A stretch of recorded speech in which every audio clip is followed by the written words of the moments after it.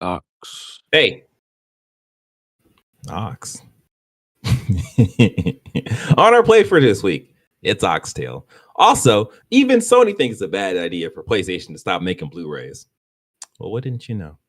God of War Laufey hints at a release date thanks to the PlayStation debacle. And Ubisoft shoots itself in the foot and then complains about how it can't run. All this and more. This episode of Press X Start Gamers Digest.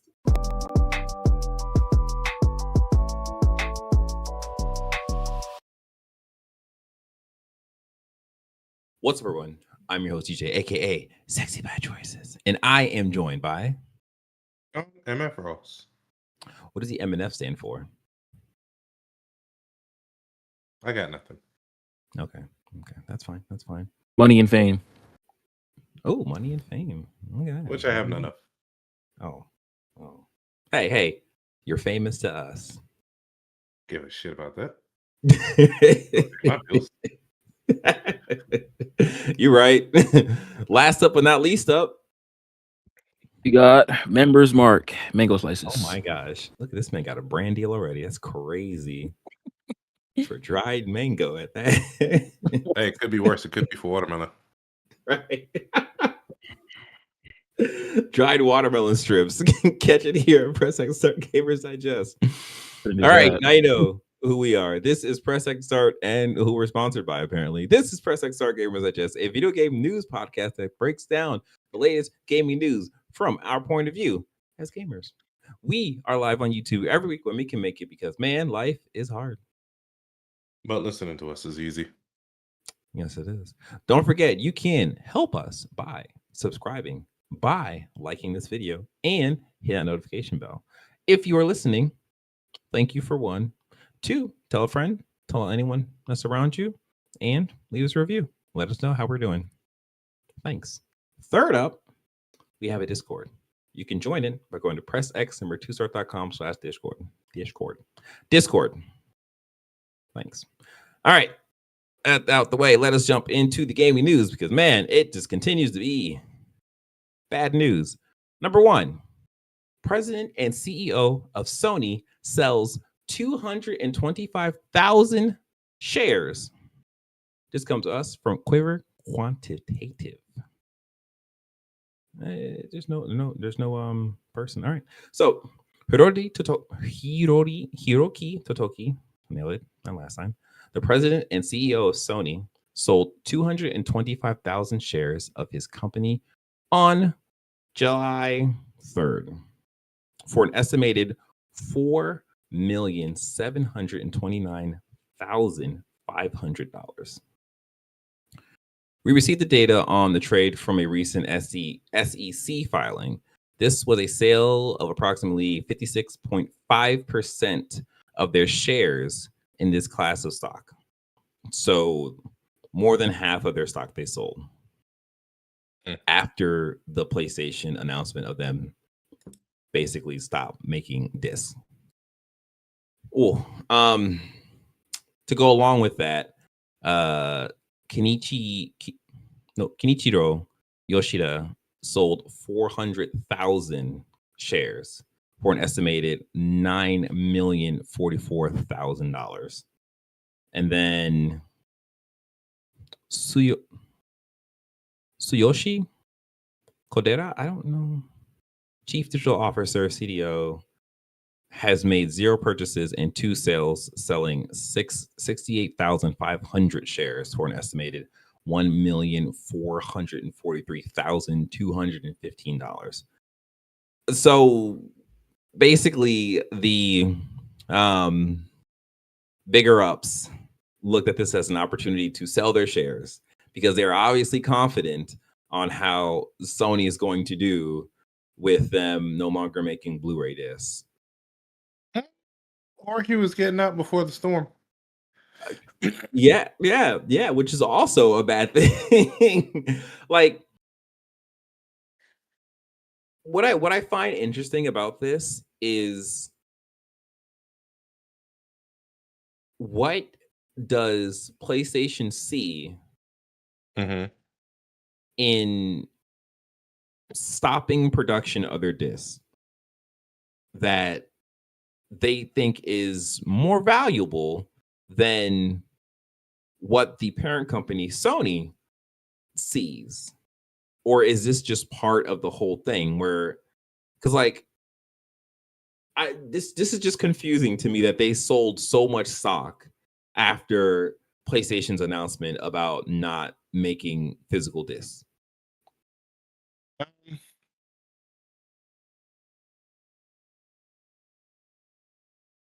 They have the numbers. We did the story last time where they allegedly do 85% of their business digitally. Yeah, It's hard to say. yeah, yeah, it's yeah. Okay, well, yeah, that happened. I have no words for this because it doesn't make sense to me. But in better news, part 8 of the story, God of War Laufey physical disc release confirmed, suggesting 2027 launch.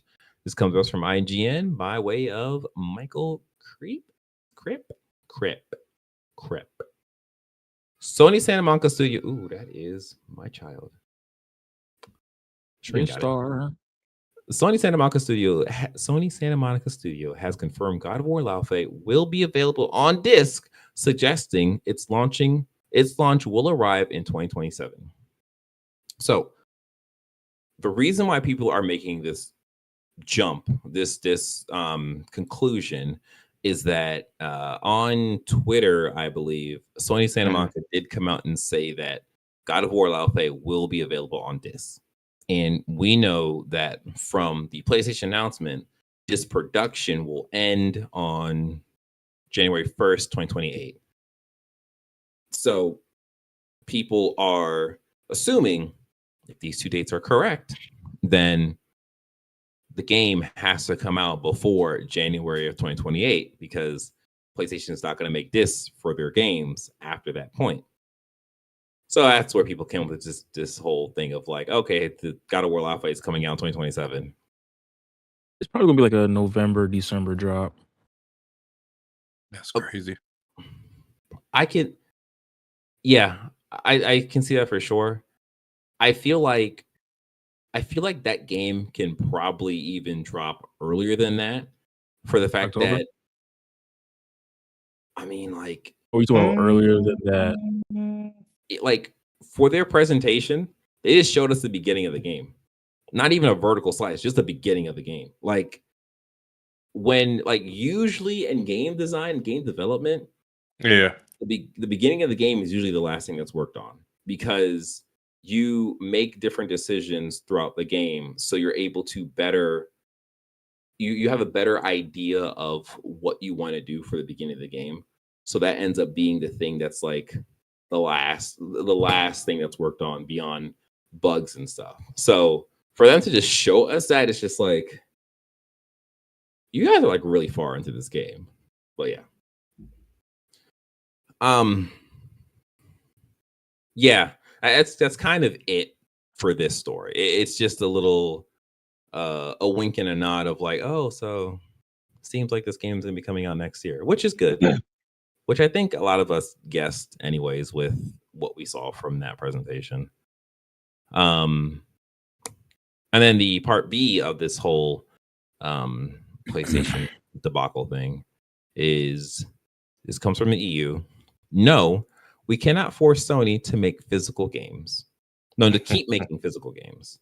Yes, they can. Well, they can't, unfortunately. Well, I mean, maybe they can if they say, "Hey, please do this," but they can't.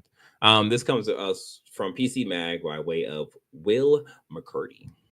So basically, the EU Commissioner Michael McGarth has stepped in to say that the bloke is powerless to intervene and force Sony to continue making discs. It does come down to commercial and contractual freedoms. He was speaking to the Irish Mirror, cool name, adding that companies are free to offer games and services in the manner that they see fit, provided that customers' rights are fully protected in line with national and EU law. So That second part of that quote, I'm kind of like, consumer rights are fully protected.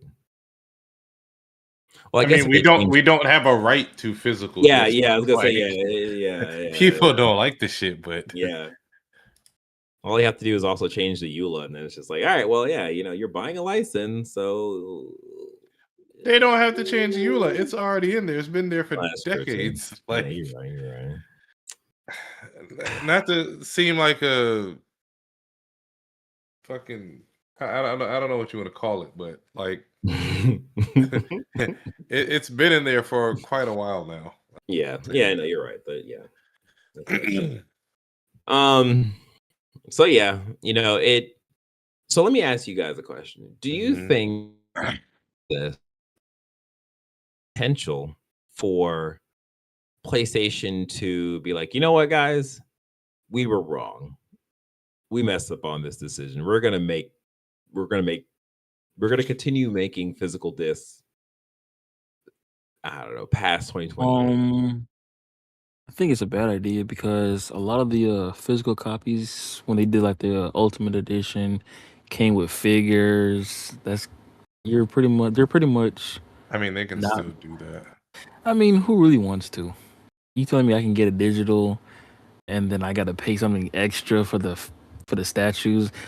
No, you might as I well mean, just. you're just not in that market, but people do it, or they offer like digital bonuses.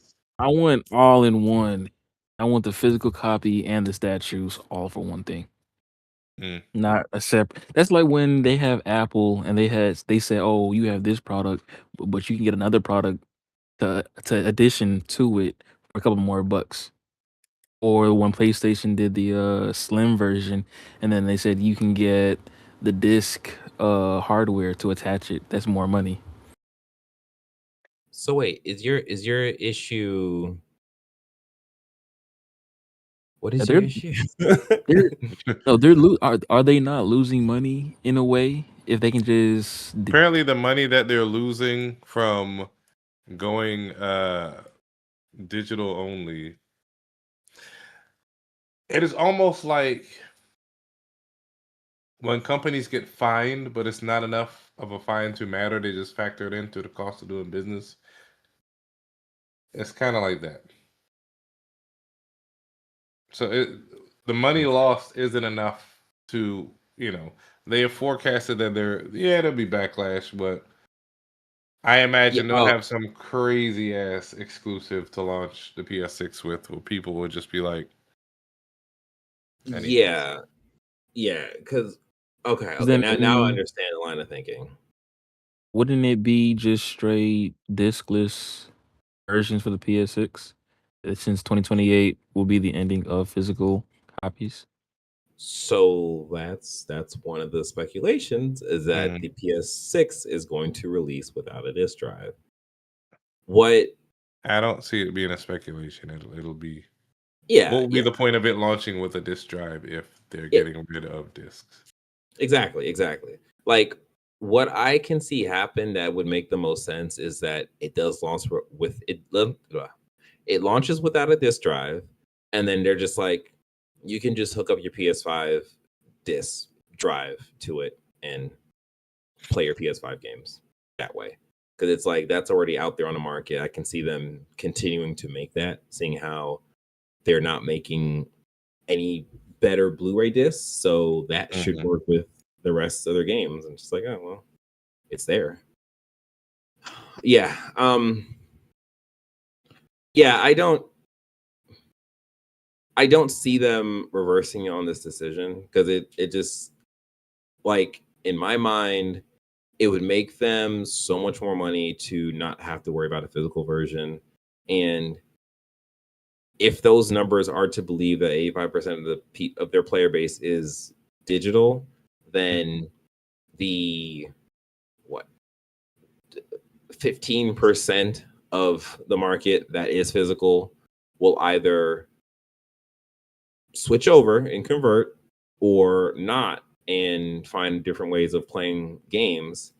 But even if that is the case, I think that's, as Sean said, that's enough. That's a small portion of the market for them to be like, all right, well, let's just a loss in business, I guess. We'll just have to get more people to cover them. So, yeah. So on the flip side, in an interesting way, number 2, Ubisoft Barcelona celebrates successful Assassin's Creed Black Flag Resynced launch with layoffs. This comes to us from Insider Gaming. By way of, that's video muted, Tom Henderson.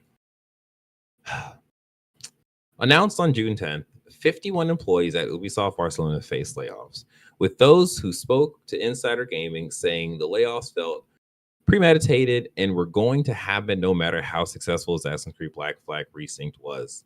That's because Ubisoft tends to assign a new project to teams well before they complete their current project, sometimes a year in advance. Wow.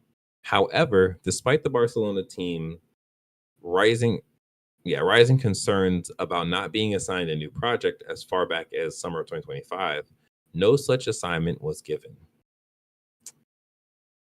Ugh. Even a successful game launch means you're not safe to Ubisoft. According to those familiar with how Assassin's Creed Black Flag Resynced performed, prior to launch, the game was highly successful in terms of interest and pre-orders. Yet, just days after completing all its work on Assassin's Creed Black Flag Resynced, the Assassin's Creed Barcelona team was disbanded with 51 employees laid off. So that happened. I do want to jump into the next article because this is kind of an update from that. This is I also had no interest of Resynced. Yeah, it's like I didn't even finish Shadows, and I was like, I don't see myself buying another Assassin's Creed game currently. Yeah, it ain't worth it. Yeah, I mean, and then you guys said you guys played it, and then y'all wouldn't go back to it. Really? So the reason why I wouldn't go back to Black Flag Resynced is not because of the quality of the game. It's more so right now my current open world game is Crimson Desert, and I cannot play 2 open world games at the same time. And Black Flag Black Flag is like such a big game where it's just like there's no way I'd be able to dedicate as much time as I would want to that game. Like out of all the Assassin's Creed games that I've played, which I'll say is not many, but it's a lot, Black Flag was my favorite Assassin's Creed. So I didn't play Shadow, so I don't know how that competes, but I don't think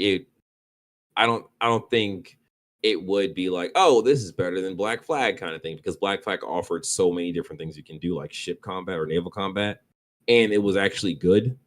So it is a thing of like, there's quality in Black Flag Resynced, especially now with what the upgrades they've made and like added content and all that stuff. But that reminds me of something. Season 4 of Battlefield 6 had dropped a trailer, and now you can fight on the waters. That's when you just said that, yeah. Yeah. Oh. That's cool. I Battlefield, that is another game that's just like it doesn't even get served in my like algorithm anymore. So I don't know what's happening with that game. It's unfortunate. I only picked it up because I was starting the streaming stuff. I was like trying to test it out. Yeah. And so it started popping up on my feed. Okay. So yeah, back to this whole thing. So Ubisoft Barcelona created Ubisoft's best work in years, only to be rewarded by being laid off. So this is another article coming from Tom Henderson. So Ubisoft Barcelona continues to protest with strikes.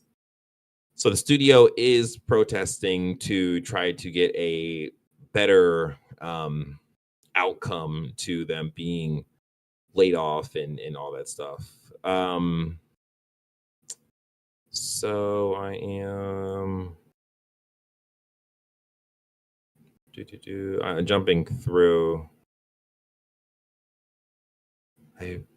Sources say that it's common for the industry. I thought there was an update to this.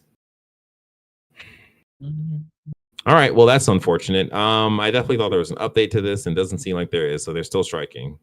Nah. I wish them the best and hope Ubisoft turns around and realizes that, hey, you're actually letting go of good employees that can help you make better games in the future. No, right? That's crazy. If that was the case, everybody else would have kept their good employees, DJ. Yeah, you're a good employee. Yeah, somewhere. So before we jump into the next story, which is very much so relevant to this, it's also noted that all of the DLCs that is present for Assassin's Creed Black Flag from the first one, they brought it back for Resynced, and you have to pay for all of them. And the total price for all the DLCs is $85. More than That's the goddamn game. That's crap. That's all it is. I mean, it is. Okay, so to be fair, with Black Flag, they say it's all cosmetic, so fine. You don't really need it, but really, yeah, we don't. Like, it's still weird. It's still weird. Like, make it unlockable through leveling up. Their little challenges or whatever. Ubisoft games. Ubisoft games, I don't know how many people actually pay attention, but you can log into like a Ubisoft account while in the game and do little tasks and spend your Ubisoft points to unlock shit in the game. Yeah. Do that. Or not many people pay attention to that. Enough for them to keep it around. I mean, I've done it in a few games. Yeah. I mean, even like that would be a way of making people pay attention to that system by offering that as a thing of like, hey, you want these skins? If you do the Ubisoft points stuff, you'll get skins. It's the same way with the PlayStation Stars. And that's gone. So Ubisoft looking at you. All right. So that was a little detour, but we're jumping back onto the highway with number 3. After layoffs of thousands, Ubisoft says losing key talent and skills is a big danger for the company. You morons. This comes to us from yahoo.com. You complete morons. It is very apparent that Ubisoft either, one, doesn't know how to run a successful company, which is crazy because it's been ran by the same family for generations at this point, or 2, you can fall into success. Just right time, right place. No, but Yves Gamon, it's just been him. It's him. Success is hard work, opportunity, and luck. Oh man. Yeah, and then 2, you're either trying to tank the business so you can sell it off and make some kind of money. I don't know, but yeah. So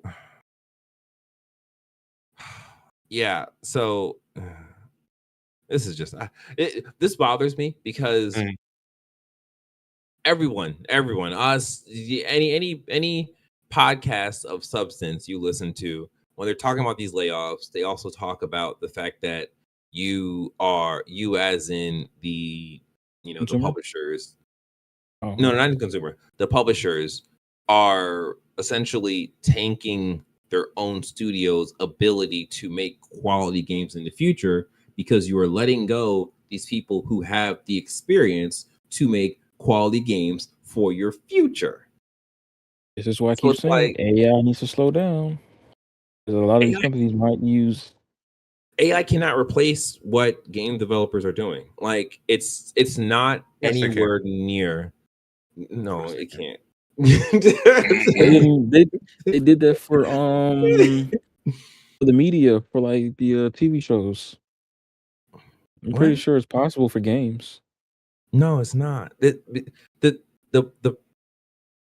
difference between AI doing a video versus doing a video game is that interactive portion of the it's the game part. So you can have AI prompt to make, whatever animation, the Will Smith eating spaghetti. That's fine. But you have to figure out how to turn that into a game. And one, that does require effort from you, the person who's made that prompt. But making a game now requires multiple different people and like different skill sets, essentially.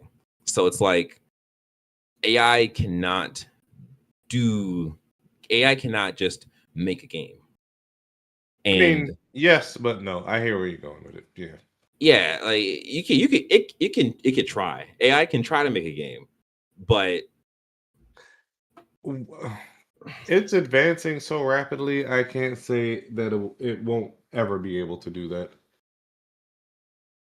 Yeah, I don't think you're following AI the way I am. No, I'm very much so keeping track, and I can confidently say this is what 2026, July 14th. AI will not be able to make a game of quality for the next 5 years. All righty. 5 years. 5 years in the next. There we go. In the next blink. Yes. Yeah. So back to the story. Essentially, Ubisoft's latest annual report contains an updated assessment of risk factors that could affect its performance, its reputation, the achievement of its strategic and financial goals, and its share price. One subsection singles out risks related to talent, with loss of key talent and skills listed as high risk and lack of attractiveness to key talent as moderate risk. So basically, they're saying that there's a high risk of them losing key talent because they're laying off people. And then there is me. No. The designing part, the game designers, game developers kind of thing. I mean, but greenlit it? Huh? We think greenlit it. It was them. They shot themselves in the foot. What? Stupid ass. Shut up. Oh, are you Yves Gabon? I didn't know he was a black man. You know I got to use my undercover name. Where is your French accent? That's just the little voice changer. That's all it is. Oh, okay. That's crazy. Look at that. So wait, you were him this whole time? You could have helped us. Long time. I'm sorry, but the jig's up. I can't do it anymore. Anyway. Yeah. So yeah, I mean that's just that. Ubisoft is in a pinch of their own making because I don't know. I cannot reason out, like, just from what I think at this point was 2 years ago, Prince of Persia Lost Crown, where that team was that game was in the runnings for like one of the Game of the Year awards or whatever, and they just fire the entire team. And it's like, why would you do that? Why would you do that? Anyways, Ubisoft, that's a studio that at one point in my life I was like, oh, Ubisoft is a cool studio. And that was it going downhill. Ubisoft? Like steadily going downhill. Oh yeah. I think Ubisoft in the next 5 years will be. Aren't they already owned by Saudi? No. Whatever. I don't even care. I really don't even care. Yeah. Okay. So before we jump into Obsidian doing some things, and now that they have a lot of free time, hey, you subscribe to us, please. Like this video. Subscribe. Again, hit the notification bell. Do those things. We appreciate it. Thank you. Number 4. Obsidian reportedly cancels Avowed 2 to focus on a new Fallout game. This comes to us from IGN. Keep going. I'll be right back. Yeah, go ahead. So we won't spend a lot of time on this because I think this is sort of a thing of. Do you play Fallout? Have you played Fallout at all? I've tried it. Yeah. I think I got stuck at one point and I just said never mind. Yeah. I think whatever was free for the PlayStation Plus one time, I'm like, oh, I know it's a popular game. Let me try it out. I got stuck. Like I went to a building. People were shooting everywhere. I don't know how to use because then it's a new game to me. I don't know how to take my weapon out. Yeah. And I was just a sitting duck. Yeah. And I was like, yeah, I'm getting off. I'm getting off. Fallout is a interesting thing for me because, like, I guess my past experience, I used to do video game testing, and I worked at Bethesda. Can you tell the audience why you stopped? Oh, my contract ran out. You can't renew it? They didn't renew it. Oh, they have to renew it? Yeah, they have to renew the contract, yeah. Oh, but like it was okay, the thing of when my contract ended, they were already downsizing their QA team. So it was like, yeah, we're kind of done. We might bring you guys back or whatever. But even at the time, How do they pay? I think it was. If anyone wants to be a video game. No, I mean this was years ago. I think it was like maybe like $17.50 or something an hour. You don't want to be a video game tester, trust me. Yeah, it's not. It's more spreadsheets than you imagine. It's not playing games and having fun. It's playing the same section over and over to try to break the game. Yes. And taking notes and making reports. Like one of my main games that I played was Hunter's Demon Forge or something. And I got Hunted Demon's Forge. I got so good at that game that I did the thing where I started figuring out different movement mechanics for the game to like get through that game a lot quicker and figure things out. Yeah, but it's a fun thing that I did in my past and I would probably not do again. So there's that. But yeah, pay went up.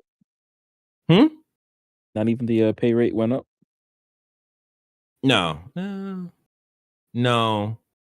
because I just got rehired on the same contract that I had before. But yeah, I say all that to say that I was literally in the room while they were testing like Skyrim and I think Fallout. There was some Fallout game that they were working on at the time. But Fallout has never been a game that like I was like, oh, this is a really good game. It was just kind of like, oh, it's a game that I am very aware of. But what I do know is that Fallout New Vegas, which was not made by Bethesda Softworks, is probably the best Fallout game. And Obsidian is the people who made that game. So they are making the next Fallout game, which is good news for pretty much every Fallout fan out there. The weird thing is that the reason why this happened was because Asha Sharma was like, a Fallout game needs to be made. Somebody needs to make the game. And before this, it seemed that Bethesda was very much so like, no, Fallout is ours. We don't want Obsidian making it, so we're going to make it after Elder Scrolls. Guess what? We own all y'all. Exactly. Exactly. The thing is, this story should have happened before they made Avowed. Like, Obsidian should have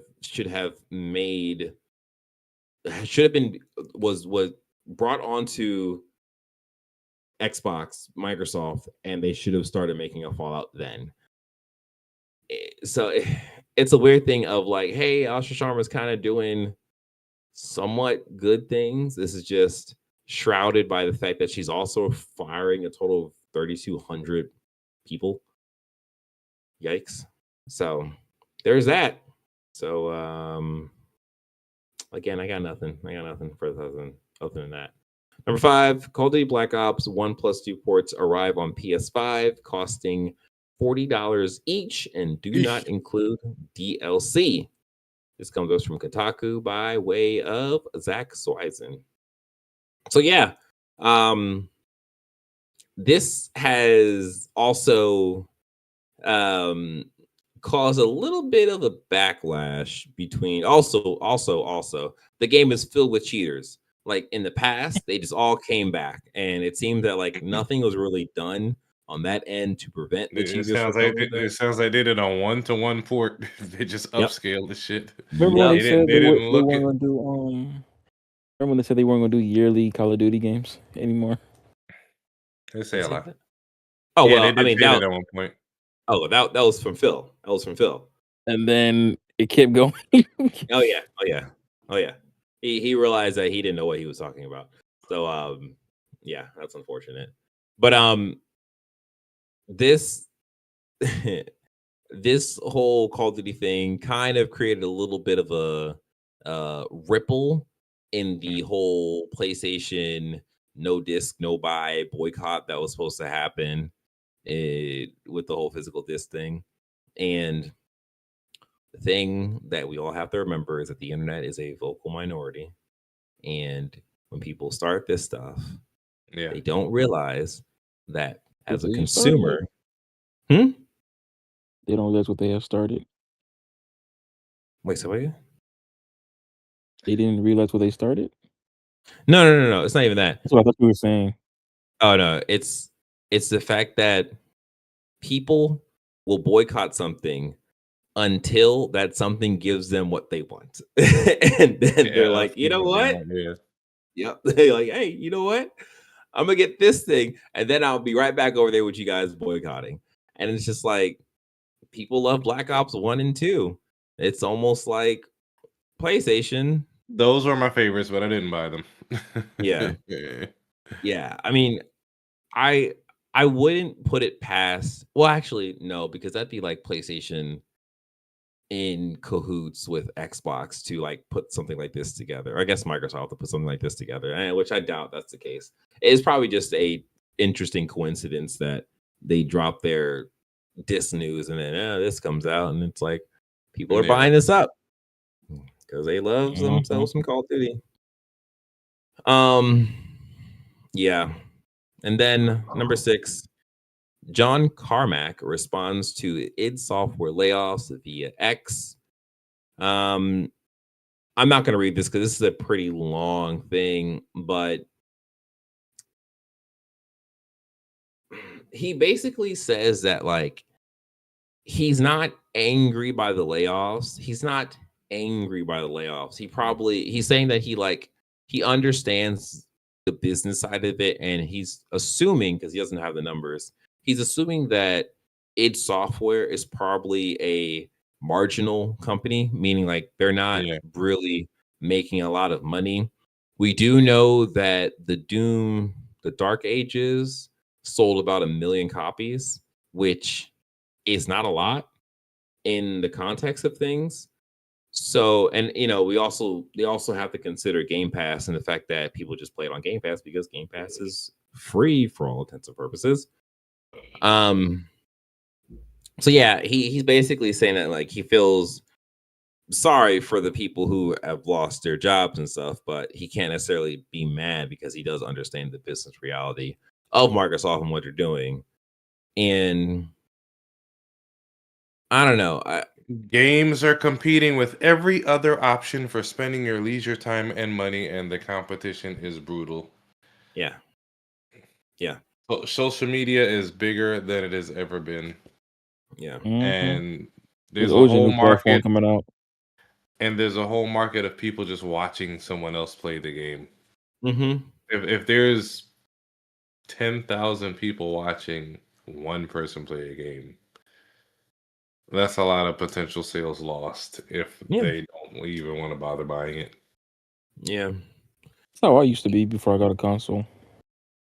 You just watch stuff. Yeah, I mean, if the option is there for you and you don't have the money to buy the stuff, then yeah, it's just like, okay, I'm gonna watch the people play the game. That But way, I don't get can me be a part. wrong. I used to watch this YouTuber, the Rad Brad, and he played Infamous Second Son. I watched the whole Mhm. thing when it first came out, and then when I Mhm. got my PlayStation from Sean, that was one of the first games I got, and I played it. Yeah. I played it over. Right. What's up? That is the best. That's the ideal situation for publishers and developers when it comes to how they would like streamers to interface with their products, because they would want people to play the games, people to see these games being played and think, "Ooh, I want to play that too," and they buy the game. But that doesn't necessarily happen all the time, and that's where it gets kind of grayish. But yeah, oh, for those who don't know, John Carmack was the founder of it way back when. Yeah, or I guess co-founder, because I think there was a group of them or a couple of them. Yeah, I mean, it sucks. The layoffs just suck, and he just decided to come out there and give his piece about it essentially being hollowed out now, and somehow still having to create games. I don't know. Number 7. Yeah. Nintendo reportedly considering switch to OLED model, though remains concerned over how much it would cost. This comes to us from IGN. This could have been a quick hit actually, because that's basically it. Like, they're considering the switch to OLED, but they speak basically because of how much RAM costs now. They're just like, we don't know if this is a good idea to do this now, because we don't know what's going to happen for next year. So, yeah. Truth be Yeah, told, I feel like it's pointless. I think a lot of people, switch OLED. yeah, because I feel like maybe 50 or 75% of people put down their Switch 2 after a while. You know what? Once again, they have the spreadsheets, they have the numbers. Yeah. You would probably think the same with the original Switch and the Switch OLED, Switch on OLED. It did numbers. Yeah. I feel like, the whole consideration of the price and how much it would cost is like a big factor here, because I feel like the reason why it did numbers is because they were able to price it at a like reasonable like rate, where it's like now it's like they're gonna have to price it where they don't lose a whole butt ton of money, and it's just like that's not gonna be very consumer conscious. I mean, we've heard about price increases for RAM, storage, hardware, all that. Not necessarily for screens, so they may be able to get away with a $50, $75, $100 increase and keep it pushing. And those who want it. So, because I think right now we need to drop more games. The Switch 2 right now is at $450, I believe. So like $100 increase is $550. It's oh god. Or it's going to 500 in September. Oh, in August. Is it September? Okay, so okay. Regardless, it's July. Later in this year. Yeah. So that's like $600. What? Okay. I don't even want to think about that. System with no new games. I mean, it matters to you. They're selling just fine. We don't see their stocks going down. Otherwise, we would have done a story about it. So yeah, that's true. We joke and say the Xbox has no games. They have no exclusives, and I mean they were doing fine enough. Yeah, I will say that like Star Fox, even though we kind of bagged on it, it's actually doing like very, very well. So they do have games. It's just that we just happen to not be interested in their stuff. So. I mean, I think I saw one trailer for an Xbox showcase. Was it Samsung? Samsung. It felt like a what's that movie called? You seen The Transporter? Yeah. I feel like when I watched that, I was feeling like it was like that in a way. Samsung. Oh, interesting. Oh, okay. No, they said the game was shit. I thought it was on Steam, not Xbox. Was it? Whatever. I don't have it. I don't know. I know what you're talking about. Yeah. This wasn't a game that was highly advertised. Really? Yeah. Yeah, it came out in PC April 2026. Former getaway driver who must complete dangerous jobs in the gritty city of Tindleston. That was on and only on Steam. Oh no! It came out on PS5 and Xbox. Really? Hold on, Mike. I didn't know. They didn't say nothing about PlayStation at that time. Oh, it's coming out on PS5 and Xbox in September. It's already out on Windows as of April. In September, huh? That's fun. But Open Critic is 30% and the Metacritic is 51%. So they might want to just keep that on PC and don't bother. Yikes! All right, number 8. This is a quick hit. Asha Sharma to co-lead U.S. Federal Reserve's Productivity and Job Task Force. This comes from GameIndustry.biz because she's so good at productivity and jobs, especially when it comes to cutting both, I guess. I don't know. It's such a weird thing. Number 9. Microsoft loses Brazilian court case after telling hacked Xbox user to repurchase games. Tech giant ordered to restore Xbox account with all games and pay $400 in damages. This comes from Tom's Hardware. Good. Microsoft, you're weird. You're weird for doing that. Like, why not give this person back their stuff? Their stuff was hacked. Yeah, crazy. But I don't feel like money. It. Right? It's not even the money. Hey, look. Don't feel like right? it. What's today? Wednesday? Yeah, we're not gonna do it. So, all right. This also happened to a guy in the EU recently, somewhere in Europe, where he said he paid euros for his stuff, and he lost thousands of dollars in game purchases, as well as I think it was his whole entire Microsoft account. So I don't know if he'll be able to point to this as precedents. But let me see. Man loses a Microsoft account.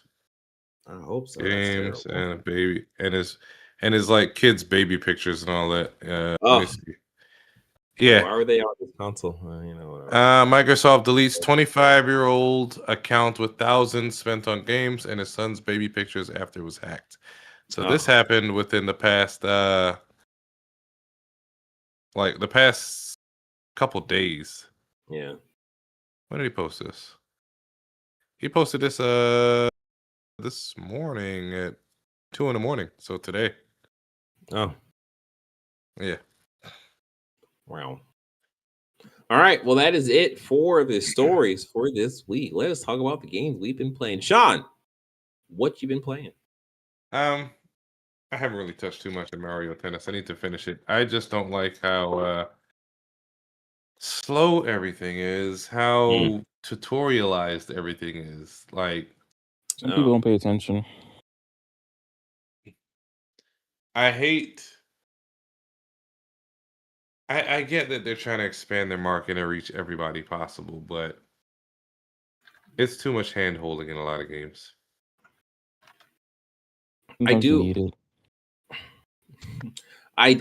wish that, because I think the game industry has matured enough to the point where we do have very distinct games where they don't hold your hand, and you have other games that are built for younger people who are more guided experiences. And I just wish that Nintendo would understand that, like, a good portion of their fan base would like an experience that's not so handholdy and just like give me an option to be like, turn this down a bit. Turn it down a Yeah, notch. yeah. Was it Final Fantasy 17 where they didn't have a map? There's no 17.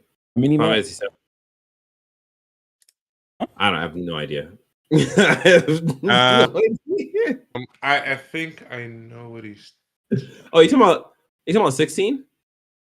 No, there was a 17? game recently that did not have a mini map. I think. I don't know. I don't remember, but I feel like I know what he's talking about. It's like you just gotta remember where you're going. Yeah. I don't remember what Oh, game it that was. does sound familiar. That does sound familiar. I want to say it was Final Fantasy. It might have been 16. Do I have 16? I don't know. Anyway. Yeah. Okay. Savion, what you been playing? Sir. I've been playing nothing. I've been trying to set up streaming. Oh, look at this guy. Look at this guy. I'm trying this man to called me like 1 o'clock in the morning. I'm here trying to do my dailies little right here. Like, hey, I need help. I'm like, wait, with what? I only called you because I saw you texted in the Discord. Okay. I was like, how you know I was awake? He's looking through your window. 6 minutes ago, you said something. I was like, oh, he's up. He can help me. Right. Because I was completely lost. Yes, he is streaming, or he's trying to stream at least. It seems like if there was an issue to be had with the card he has in his computer, he is having had all the issues. Hey, I gotta talk to the experienced people. No, yeah. Well, yes, the experienced person who has not streamed an actual game from his computer. I mean, I've done it through PlayStation. It is 16. It is 16? Okay, yeah. Yeah. I don't have nothing else. Yeah. So yeah, I playing Crimson Desert, I decided to push the story forward and just start progressing. And what I really enjoy about this game is that there's so many little things to this game that gives you the opportunity to have really crazy experiences. Mind you, quick little story time.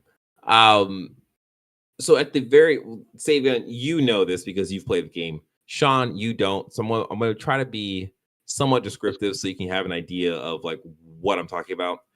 At the beginning of the game, I guess beginning-ish of the game, you go into this tower, you go up to the top of this tower, and you find this gold helmet with 2 little space antennae. And you put it on, and you're able to see essentially memories that was in place in environments. And that helps you kind of understand the world in some way, right? So later on in the game, you have to one of your clansmen that was in your group got abducted into this essentially psychiatric ward that's supposed to be helping people, and you have to put on clothes to kind of stealth into this ward to basically save your friend. And once you get there, you start seeing people with the same helmet that you had found at this point probably hours ago, and the people are going crazy with the helmets on, and it's just what is happening with this? What's going on here? This doesn't make any sense. And you end up saving your friend, and you're getting out of there, but you don't really figure out what's happening with the helmet stuff. So now, fast forward about 80 to 100 hours because of I've just been BSing in this game. I get to this city called Delicia or something, whatever. I get to this city, And I walk in through the gates. Most of the people are wearing those helmets. And I am like, what is happening in this? Like, what is going on in this city? Why are these people wearing the helmet? And like, no one's going crazy or anything. So I'm just like, what is going on here? And every time I'm walking past people, they stop and they stare at me. And I'm just like, this is kind of creepy. Because like in the back of my mind, I'm just waiting for the little mini map to go from like, oh, everything is fine to a bunch of red dots. It being like, okay, everybody's gonna attack me. Because like everybody was staring at me. Like it went from normal people to the guards. They were all just staring at me as I was walking by. And I'm just like, this is weird. So as I am good. I'm pretty sure you got to this point. You have the gold helmet on, you go to the past, but the bad guy takes you out and starts You know fighting what? you. Yes. That was cool. That was cool. That was just like, yo, there's stuff happening here. It was like, this is super cool. But yeah, that happens before this. But yeah, like that's a cool thing. So as I'm exploring this city with all these gold helmet people, like with their helmets on or whatever, I decide, you know what? I'm gonna blend in. So I'm gonna put my little gold helmet on and see what happens. So I'm literally in this house, and I'm just maybe not. I was like looting some of the drawers and stuff, but I was in this house and I saw some people like sitting down at a table, and I was like, you know what? Like I went into the dining room area. They all got up and they looked at me, and I said, you know what? Okay, let me put my helmet on and see what happens. I put my helmet on. Like 2 seconds later, they turn around, sit down, and start doing what they were doing. I'm just like, oh my gosh. I should have came in this place with my helmet on. I left that building. I left that house or whatever, walked out. People with the golden helmet started talking to me.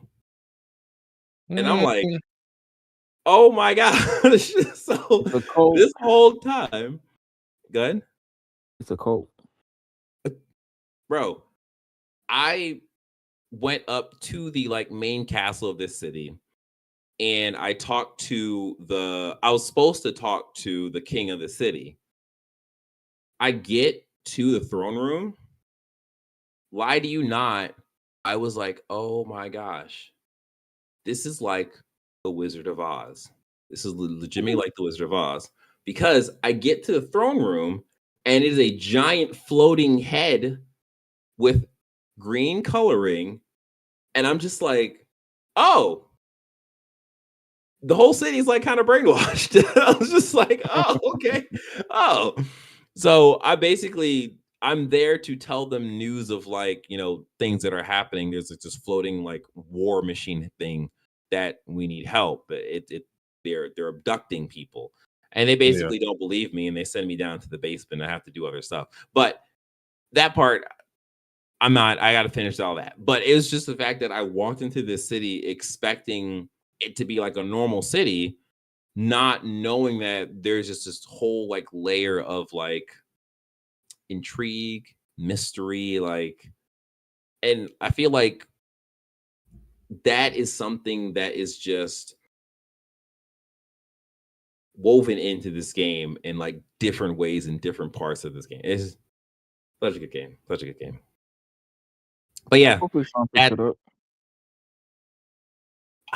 you know what? I feel like where it's at right now, Sean, you would probably have a good time with the game.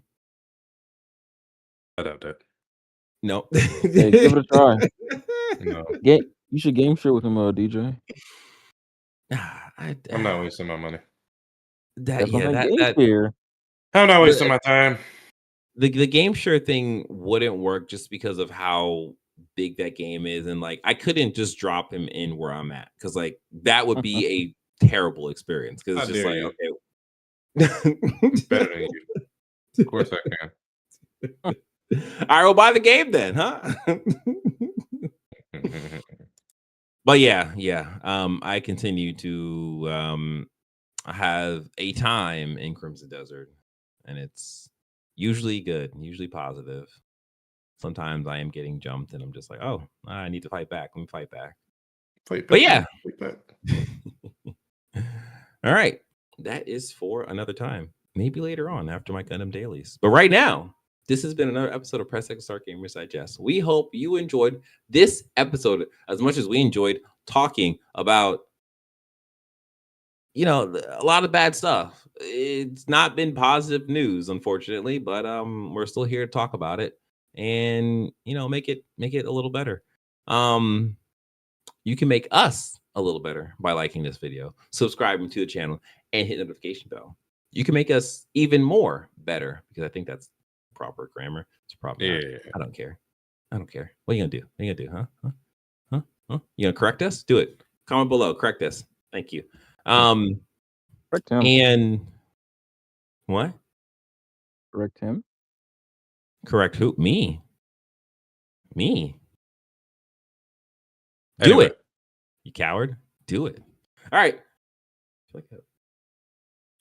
Yeah, I don't know. It's late. My brain is petering out because of the little things that I have to do.